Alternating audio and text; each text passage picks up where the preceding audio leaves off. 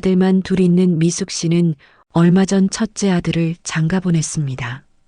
그리곤 생애 처음으로 며느리를 맞이했습니다. 설과 추석 두 번의 명절을 함께 보내며 정을 쌓아가려 했지만 그 이후 며느리는 시댁을 찾지 않았습니다. 무슨 영문인지 전화도 받지 않고 문자에도 답이 없었죠. 답답한 마음에 미숙 씨는 어느 날 조심스럽게 아들에게 물었습니다. 걔는 대체 왜 그러는 거니? 내가 뭘 실수라도 했니? 하지만 큰아들은 늘 딴청을 피우듯 말끝을 흐렸습니다. 계속 따지다 보면 아들마저 집에 오지 않을까 싶어 미숙 씨는 더 이상 묻지 않았는데요. 그러던 어느 날 미숙 씨는 동네 엄마들과 함께 새로 생긴 브런치 카페에 가게 됐습니다. 오픈한 지 얼마 안 된 곳이라 그런지 카페 안은 손님들로 가득했고 가벼운 웃음과 수다, 식기 부딪히는 소리가 북적였습니다. 자리에 앉아 커피를 마시던 미숙 씨는 옆 테이블에서 흘러나온 이야기에 귀가 쫑긋했는데요.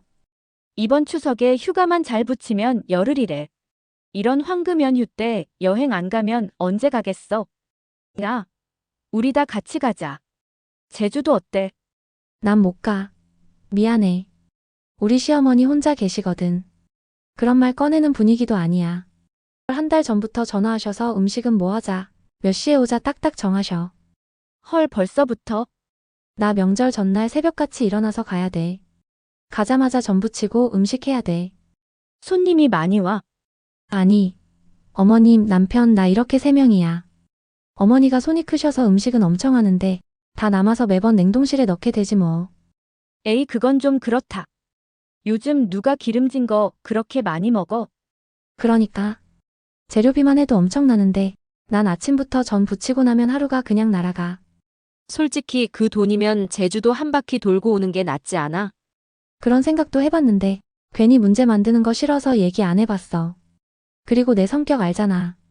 어머니랑 같이 여행 가면 더 힘들더라고. 너도 참 힘들게 산다. 너희 어머니가 진짜 금이야 오기야 키웠는데 너 이렇게 고생하고 사는 거 아시면 얼마나 속상하시겠어. 그럼 친정은 언제 가? 친정은 추석 다음날 잠깐 들러서 밥 한 끼 얻어먹고 집으로 와. 아니 시댁에선 이틀을 자고 오면서 친정엔 잠깐 들리기만 한다고. 응. 우리도 출근해야 하니까 하루는 집에서 쉬어야 또 일을 하지. 그러니까 친정엄마도 일찍 가서 쉬라고 해. 우리는 추석날 아침에 차례 지낼 때 시댁 가. 음식도 자기 살림은 자기가 알아서 한다고 음식도 혼자서 다 하셔. 그리고 밥 한 끼 먹고 바로 친정으로 가라고 등 떠미시는데. 난 결혼해서 진짜 설거지 한 번 안 해봤어. 내가 돕는다고 해도 소파에 앉아서 과일 먹으라고 끝까지 밀어내셔. 처음엔 나도 눈치가 보이니까 좀 도우려고 했는데 시어머니가 본인 시집살이가 심하셨다고 절대 며느리 보면 물 한 방울 안 묻히겠다고 다짐하셨대. 그리고 명절에도 부담 갖지 말고 너희들 놀러 다니고 행복하게 살라고 마르고 닳도록 얘기하셔. 너무 감사하지. 너 고생하는 얘기 들으니까 말하면서도 미안하다야. 아니야. 집마다 다 다른 거지 뭐. 나도 그래서 시댁에 더 잘하고 싶은 마음이 들어.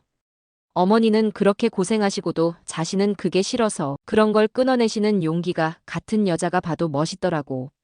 그래서 다음 명절에는 남편한테 내가 먼저 시부모님 모시고 여행 가자고 했다니까. 그 대화를 들은 미숙 씨는 괜히 마음이 저릿해졌습니다. 딸처럼 대해줬다고 믿어왔는데 혹시 그 말이 며느리에겐 그저 말뿐이었다고 느껴졌던 건 아닐까 싶었습니다. 그동안 내가 한 말, 한 행동이 혹시 정이 아니라 부담이었나 싶기도 했습니다. 그날 이후로 미숙 씨는 며느리의 표정이 자꾸 떠올랐습니다. 전 부치며 허리 굽히던 모습, 말없이 웃던 얼굴, 그리고 마지막으로 안녕히 계세요라는 말을 남기고 돌아섰던 그날. 이제 와서 생각해보니 그 인사가 마지막 인사였나 하는 생각까지 들었습니다.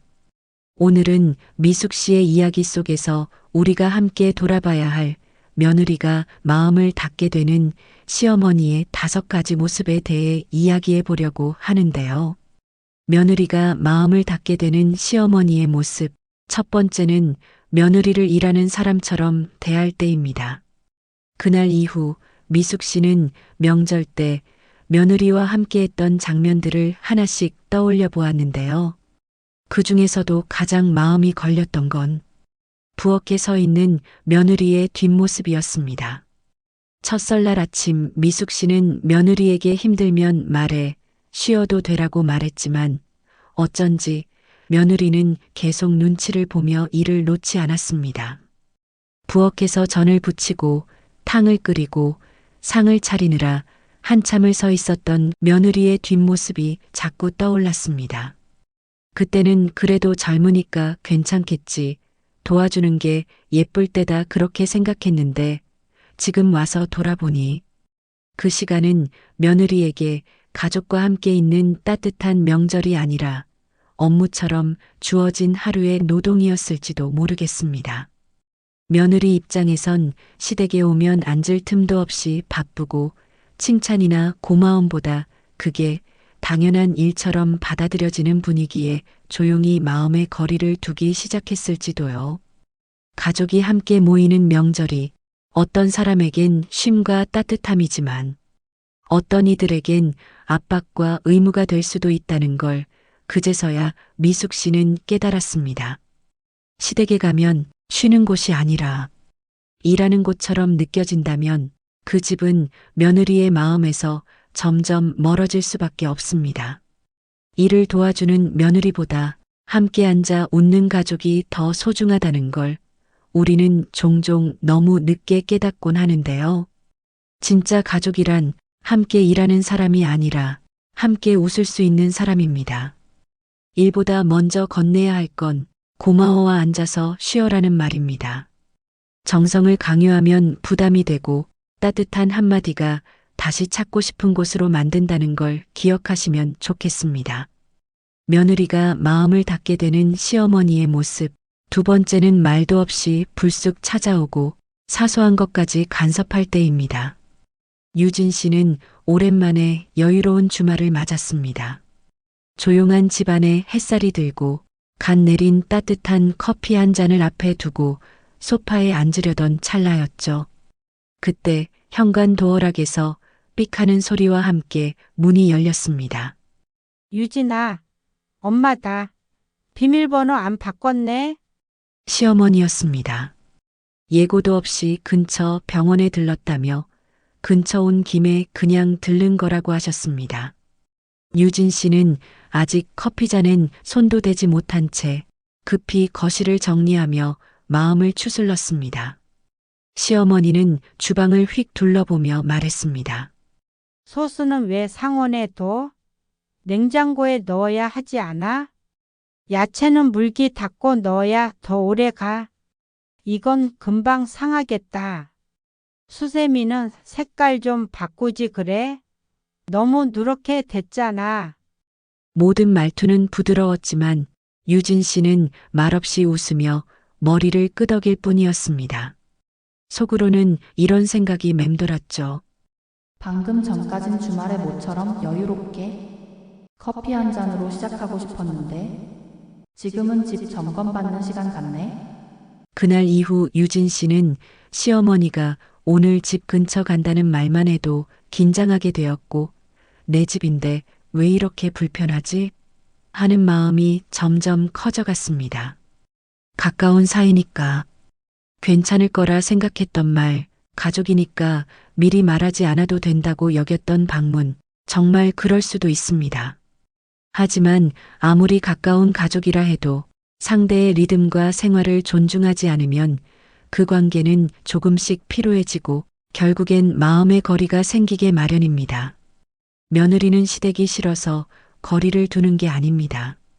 그저 스스로를 지킬 수 있는 작은 공간이 필요해서, 숨 쉴 수 있는 여유가 필요해서 조심스럽게 선을 긋는 것입니다. 시어머니가 먼저 그럴 수 있겠다는 마음으로 한 걸음 물러서고 혹시 불편하지는 않았을까?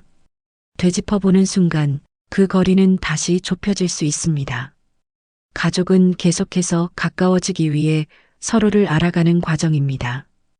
가깝다는 이유로 마음대로 해도 되는 사이가 아니라 가깝기에 더 배려해야 하는 사이라는 걸 우리는 어른이 된 지금에서야 비로소 알게 됩니다.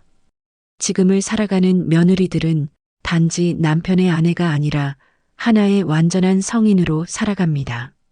직장을 다니고 자기 취향을 갖고 자신만의 삶의 리듬과 기준을 만들어가는 사람들입니다. 그런데 어떤 시어머니들은 며느리를 아직 미숙한 존재로 여기며 사사건건 자신의 기준을 더 씌우려 하는데요. 며느리가 마음을 닫게 되는 시어머니의 모습. 세 번째는 아들과 며느리의 삶을 자기 기준대로 조종하려 할 때입니다. 동탄에 사는 지연 씨에게는 바쁜 일상 속 작은 즐거움이 하나 있었습니다. 한 달에 한 번, 토요일 오전이면 단골 네일숍에 들러 손톱을 정성껏 가꾸는 일이었죠. 직장과 살림 사이에서 정신없이 살아가다 보면 자신을 돌보는 시간이 턱없이 부족했지만 이 시간만큼은 오롯이 나를 위한 힐링 시간이었습니다. 그날도 설레는 마음으로 네일샵에 다녀와서 고운 베이지 핑크빛 컬러로 손끝을 물들였는데 시댁에 들른 자리에서 시어머니의 말 한마디에 기분이 급격히 식어버렸습니다. 어휴, 난 이런 거 왜 하는지 모르겠어. 보기엔 예쁜데. 손톱이 얼마나 상한다고 어디 안 좋다는 얘기 못 들었니? 내일이 몸에 얼마나 안 좋은데 다음부턴 하지 마. 지연 씨는 대답 대신 애써 웃으며 손을 식탁 아래로 내렸습니다. 말은 안 했지만 그 말이 꽤나 속상하게 가슴에 박혔죠. 그러다 시어머니는 또 말을 잇습니다. 그리고 너 입술색이 너무 빨간 거 아니니? 이런 색은 좀 그래. 너 결혼식 때도 그렇게 화장해서 다들 나이 들어 보인다고 하더라. 그런 색 말고 연한 걸 발라. 난 그런 거 절대 안 발라. 자연스럽고 고상한 게 좋지. 지연 씨는 순간 아무 말도 하지 못했습니다. 내가 좋아서 한 일인데 아무런 질문도 없이 좋고 싫음의 기준이 마치 정답인 듯 말하는 어른 앞에서 그저 고개만 끄덕일 수밖에 없는 자신이 괜히 작아지는 기분이었습니다. 그날 이후 지연 씨는 네일숍 예약을 취소하려다 말고 왜 내가 좋아하는 걸 누군가의 말 한마디에 멈춰야 하지? 라는 생각이 들었습니다. 내가 선택한 작은 기쁨마저 건강에 안 좋다, 별로다, 안 어울린다는 말로 조종하려 드는 것. 아무리 가족이라 해도 성인의 삶과 선택을 존중하지 않는 태도는 마음의 문을 닫게 만들기 마련입니다. 시어머니의 말 한마디는 사랑의 방식일 수 있지만 그 말이 누군가의 자존감과 일상을 깎아내리는 순간 사랑은 간섭이 되고 관심은 통제가 됩니다. 진심으로 가까워지고 싶다면 내가 보기에가 아닌 그 사람에게 어떤 의미인지를 먼저 묻는 태도가 필요합니다. 며느리의 선택을 인정하고 지지해 줄 때 비로소 그 집은 편히 숨 쉴 수 있는 가족이 되어갑니다. 며느리가 마음을 닫게 되는 시어머니의 모습. 네 번째는 늘 아들 위주로만 생각하고 행동할 때입니다. 서울에 사는 유진 씨는 결혼 후 가장 서운했던 순간을 이렇게 말했습니다. 식사하러 외식하자고 해놓고는 항상 남편 입맛만 물어봐요. 우리 아들은 매운 거 안 먹어, 기름진 거 안 좋아해 하시면서요. 제가 뭘 먹고 싶은지는 아무도 안 물어보더라고요. 함께 밥을 먹을 때도 대화의 중심은 늘 남편이었습니다.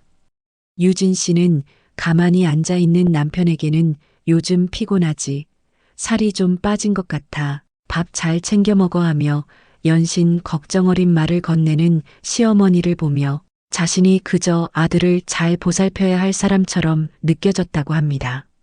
심지어 어느 날 유진 씨는 남편이 시원한 물 한 잔 달라는 말에 정수기에서 냉수를 한 컵 따라 갖다 줬는데요. 그러자 시어머니는 얼른 다가와 말했습니다. 찬물 마시면 위에 안 좋아. 찬물 말고 정수기에서 따뜻한 물로 다시 받아줘라. 그 말을 듣고 유진 씨는 말없이 다시 컵을 들고 정수기 앞으로 갔습니다. 나도 성인인데 내가 따라준 물 한 잔까지 간섭을 받아야 하나. 속으로는 여러 생각이 스쳐갔지만 그 순간엔 아무 말도 할 수 없었습니다. 게다가 식탁에서도 시어머니는 남편의 밥그릇만 신경 썼습니다. 얘는 요즘 살이 쪘으니까 밥은 반 공기만 줘. 아침엔 삶은 계란 2개, 간식 먹으면 건강에 안 좋으니까. 야채 같은 걸 집어 먹을 수 있게 항상 준비해두면 좋지. 그렇게 정성스레 식단을 챙기는 말들이 이어질수록 유진 씨는 점점 자신이 식구가 아니라 도우미처럼 느껴졌습니다. 내가 무엇을 좋아하는지는 누구도 궁금해하지 않았고 어떤 하루를 보냈는지도 묻지 않았습니다. 사랑이라는 이름으로 아들만 돌보는 태도는 그 자리에 함께 있는 사람을 투명인간처럼 만들곤 합니다. 며느리가 그 자리에 있어도 존재감 없이 느껴지는 순간들이 쌓이면 어느 순간 마음의 문은 닫히게 되는데요. 가족이라는 건 누구 한 사람만 챙기고 한 사람만 중심에 두는 관계가 아닙니다. 진짜 가족이라면 너는 어땠어? 요즘 괜찮니? 뭘 좋아해? 이런 말 한마디로 함께 살아가는 모든 사람의 자리를 인정해주는 것이 아닐까요? 며느리에게도 그저 누군가의 배우자가 아닌 하나의 인격체로 존중받는 시간과 자리가 필요합니다. 그리고 그 시작은 아주 사소한 배려에서 비롯됩니다. 물 한 컵, 밥 한 끼, 말 한마디, 그 안에 담긴 따뜻한 시선이 가족의 거리를 가깝게도 멀게도 만들 수 있다는 걸 잊지 마시길 바랍니다. 며느리가 마음을 닫게 되는 시어머니의 모습. 5번째는 며느리의 직장 생활을 이해하지 못할 때입니다. 수진 씨는 2아이를 키우는 워킹맘입니다. 아침 7시면 일어나 아이들에게 아침을 먹이고 유치원과 학교에 보낸 뒤 출근길에 오릅니다. 회사에서 하루 종일 일하고 퇴근하면 어느새 저녁 6시가 훌쩍 넘어 있습니다. 하지만 수진 씨의 하루는 거기서 끝이 아닙니다. 집에 도착하자마자 아이들 저녁을 차려주고 숙제를 봐주고 씻기고 재우고 나면 벌써 밤 10시가 넘어갑니다.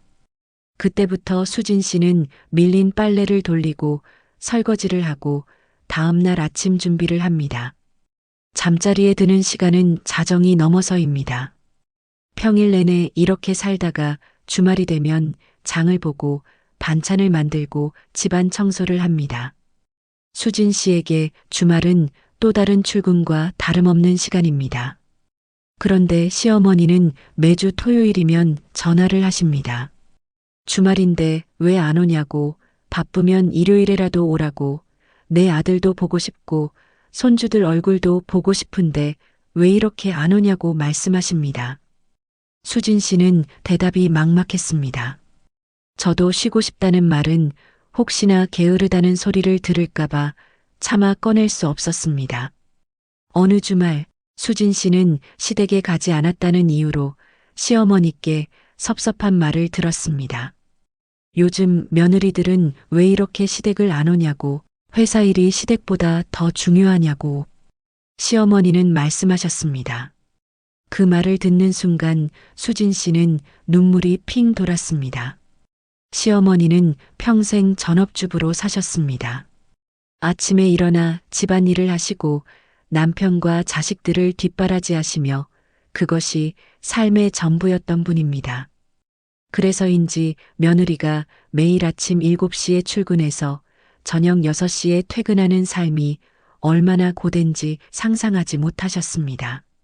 가까운 가족이라서 더 배려를 놓치기 쉬운 관계, 가족이니까 괜찮겠지, 말 안 해도 알겠지 하는 생각이 오히려 멀어지는 이유가 되기도 합니다.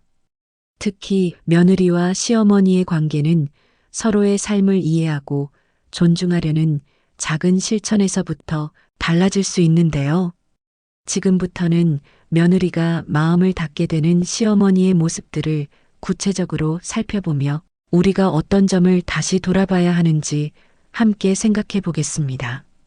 첫째, 며느리를 일하는 사람처럼 대하지 않는 것입니다.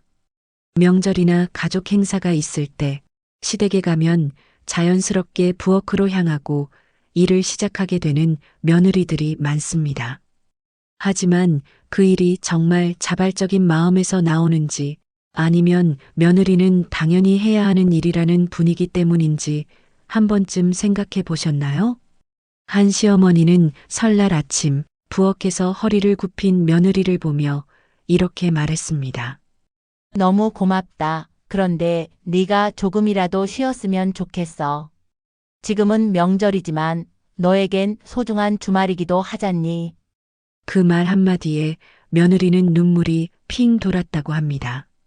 누군가 자신을 일꾼이 아닌 사람으로 바라봐줬다는 감정 때문이었죠. 도와주는 며느리보다 함께 웃는 가족이 소중하다는 걸 기억해 주세요. 둘째, 며느리의 생활과 선택을 존중해주는 태도입니다. 지금의 며느리들은 자기만의 삶의 리듬과 취향을 갖고 살아가는 존재입니다. 어떤 사람은 일하는 와중에도 네일 아트를 즐기고 어떤 이는 주말마다 책을 읽으며 쉬는 걸 좋아하죠. 그런데 이런 평범한 일상에도 내일은 몸에 안 좋다더라. 그 시간에 반찬이나 좀 만들지 같은 말들이 쌓이면 마음은 서서히 멀어집니다. 며느리는 어머니의 딸이 아니라 며느리 자신만의 삶을 살아가는 어른입니다. 요즘은 어떤 책이 재미있니? 그색 내일 참 잘 어울린다. 이렇게 조금만 열린 시선으로 바라본다면 며느리의 마음도 조금씩 열릴 수 있습니다. 셋째, 아들만 바라보는 대신 함께 있는 모든 사람에게 마음을 나누는 자세입니다. 우리 아들 밥은 더 줘라. 우리 아들은 고기 안 먹는다. 요즘 살쪘으니까 덜 주라 같은 말들은 듣는 며느리에게는 너는 그냥 곁에 있는 조력자일 뿐이라는 메시지로 들릴 수 있습니다. 실제로 어떤 며느리는 이렇게 말했습니다. 저는 시댁에 가면 이름이 사라져요. 그냥 우리 아들 옆에 있는 여자가 되죠.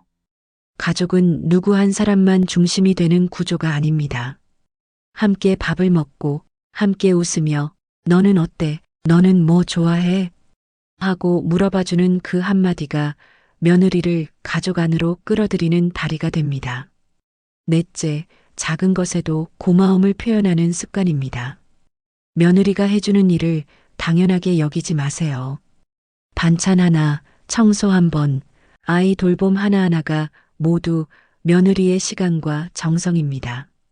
고맙다, 애썼다, 덕분이다. 이 세 마디만 기억하셔도 며느리와의 관계는 훨씬 가까워질 수 있습니다. 다섯째, 며느리의 직장 생활을 이해하고 배려하는 마음입니다. 요즘은 맞벌이가 기본입니다. 며느리도 남편처럼 매일 출퇴근하며 일하고 집에 와서도 육아와 집안일을 해냅니다. 주말에 시댁에 오지 못하는 건 시어머니가 싫어서가 아니라 숨 쉴 틈이 필요해서입니다. 요즘 힘들지? 주말엔 좀 쉬어. 이 한마디가 며느리에게는 큰 위로가 됩니다. 사람과 사람 사이의 거리는 말과 행동에서 시작됩니다. 며느리와 좋은 관계를 맺고 싶은 마음이 있다면 그 마음을 보여주는 방식도 함께 바뀌어야 합니다. 고마운 일엔 고맙다. 서운했을 땐 혹시 내가 불편하게 했니? 라고 묻는 용기, 그 사소한 표현이 때로는 오랜 오해를 녹여주는 열쇠가 됩니다. 며느리와의 사이도 결국은 사람이 사람에게 다가가는 일입니다. 오늘 이 이야기를 들은 당신의 한마디가 누군가의 마음 문을 다시 열게 해줄지도 모릅니다. 여러분의 시어머니는 어떤 분이셨나요? 그리고 세월이 흘러 지금의 여러분은 어떤 시어머니의 모습을 하고 계신가요? 공유하고 싶은 이야기나 관계가 좋아지는 방법이 있다면 댓글로 공유해 주세요. 여러분의 경험이 누군가에게 따뜻한 위로와 지혜가 될 수 있습니다. 한때는 며느리였고 지금은 어머니로 살아가는 시간 속에서 우리는 얼마나 따뜻한 말과 눈빛을 건네고 있을까요? 내가 받았던 서운함을 되풀이하고 있지는 않은지, 그 시절 나를 이해해 주길 바랐던 그 마음을 지금은 내가 먼저 건네고 있는지 잠시 돌아보는 오늘이 되었으면 합니다. 지금도 늦지 않았습니다. 가장 가까운 가족에게 너도 소중한 사람이야 라는 따뜻한 시선을 먼저 건네보세요. 그 말 한마디가 누군가에겐 다시 시댁에 가고 싶은 이유가 될 수도 있습니다. 그리고 이 영상이 마음에 드셨다면 앞으로도 공감 가는 이야기와 함께 깊이 있는 통찰을 전해드릴 수 있도록 좋아요와 구독 꼭 눌러주세요. 우리 모두가 소중한 인생입니다. 미워하고 시기하고 싸울 시간이 없습니다. 하루가 아까운 인생입니다. 나와 가족의 행복을 가장 먼저 생각하세요. 앞으로도 좋은 내용으로 찾아뵙겠습니다. 고맙습니다.